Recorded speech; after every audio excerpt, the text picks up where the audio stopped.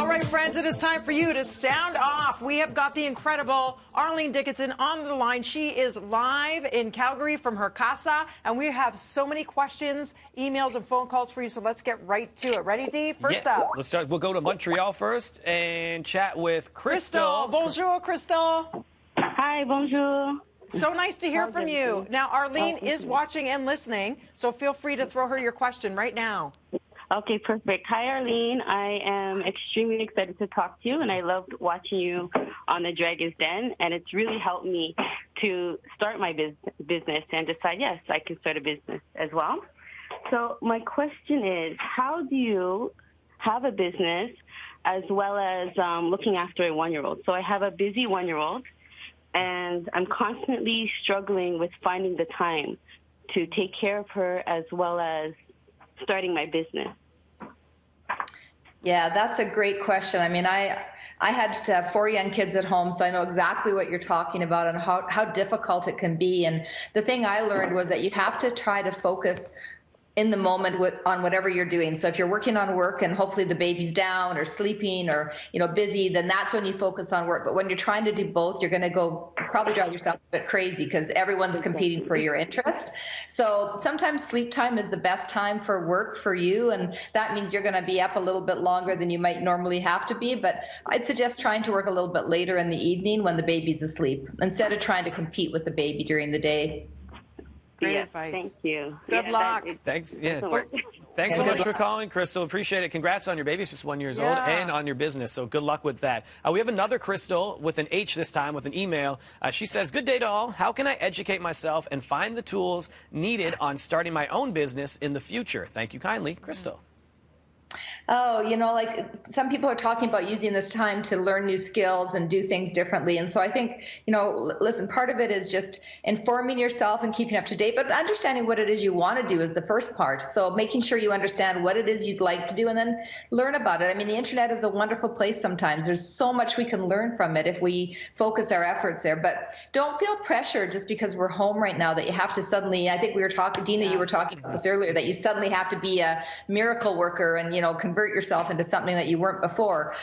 Sometimes we just have to get through this time in order to reinvent ourselves to the future. Amen. Well said. We've got another caller. This time it's Bella on the line. Good morning, Bella. What is your question for Arlene today? Well, first of all, I'd like to say thank you for taking my call. And I'm a big fan of Arlene's, and she does so much for the community.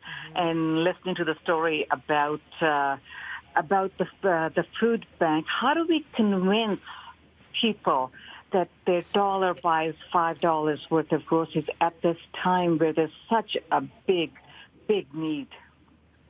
Yeah, listen, not everybody can afford to give even the dollar. And so I think part of it is just sometimes all you can do is support through encouraging words, as Frank was saying earlier, doing the right thing just by being there for people. You don't always have to be able to give money, but if you can afford to give money, telling people that this $5 of food for every dollar you give is really an important message that needs to be repeated over and over and over again. So people start to understand the value of a dollar turning into $5 and how important it is right now for the food banks to get those that food supply in. So 1 is 5. That's the message. Sometimes it's time. You can volunteer your time, or like you said, like Frank said, just reach out. Yeah. Ask somebody, how are you doing today? You've got another email, Dee. Yeah, we got one from David. This is a great one here. Any suggestions on how a small business selling essential services or goods should advertise during this time?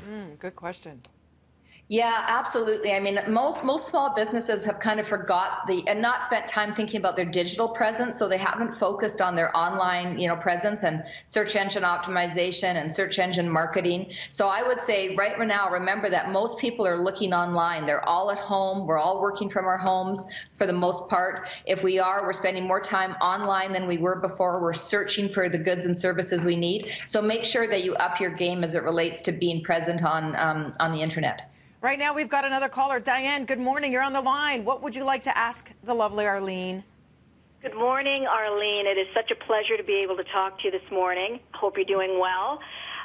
My question is with regards to the stock market right now. Because it has tanked so much due to the coronavirus situation, I'm wondering, is it actually a good time right now while things are at a low point to, invest in the stock market with the hopes that, of course, things are going to rebound after all this is over? You know, like, I mean, if I could answer that question, I would probably, there would be many people asking me. I would say that, listen, I think the stock market is a long-term hold. I think if you're trying to get in and out of the market very, very quickly, that's when people usually get burnt, because you can't predict the lows and you can't predict the highs. And so if you're prepared to be able to put your money in the market and stay with it, then, you know, it usually in the long term will benefit you, but you can't try and play the game right now. I think it's very hard to predict the bottom of this. I certainly think that there's opportunity there, but you have to be very careful. Good advice. We've got another email this time. This time from Viv, and it seems like she's an aspiring entrepreneur. She said, what's the best way to get your homemade product out to shelves? Oh, Viv, you know, like right now, I mean, if you have a food product, this is the business I'm in, and I invest in food businesses and health businesses and consumer goods companies. And right now there's a lot of demand for locally made products. So talking to your local retailers and trying to get them to take your product on right now might be a little bit difficult because they're not necessarily taking new listings, but don't let that stop you. Again, think about how you can sell your product through the internet or through shipping yourself or working with other sites that take on products like yours, and get started that way. We've got another question. This time it's from Sarah. Good morning, Sarah. Arlene is here to answer your question. Good morning, Dina. Good morning, Devo. And Arlene, it's a pleasure to speak with you. You're actually my favorite dragon and have been since it aired. Yes! My question for you is, it is in regards to Dragon's Den. At any time that you've ever taken a deal after a pitch from a new entrepreneur, have you ever at any time backed out once you've gotten in with them? And if so, if you can elaborate why?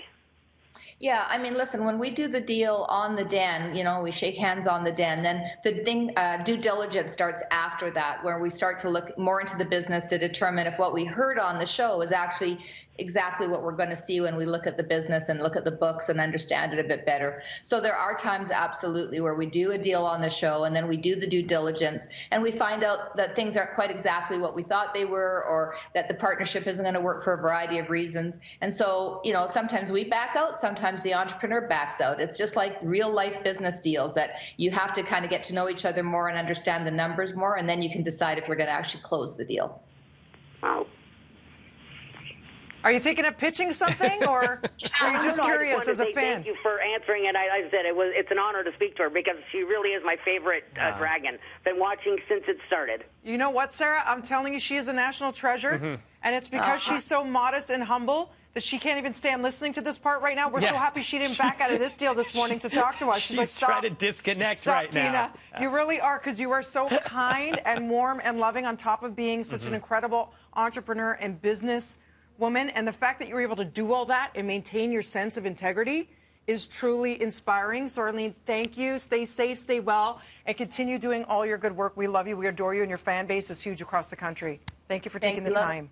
Love you guys right back, and thank you for those kind words. I'm now match my dress. Perfectly flushed. Thank you. Thanks, Arlene. Thank you so much.